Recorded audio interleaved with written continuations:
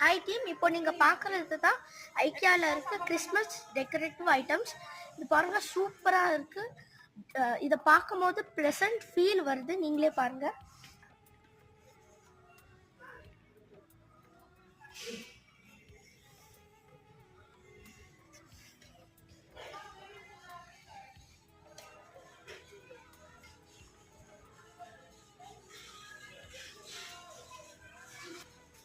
என் கையில் பார்த்தீங்கன்னா soft ice இருக்குது. இது பார்த்தீங்கன்னா ஆக்டோபஸ், இது பார்த்தீங்கன்னா டர்ட்டில் சின்னதாகவும் இருக்குது, சூப்பராகவும் இருக்குது.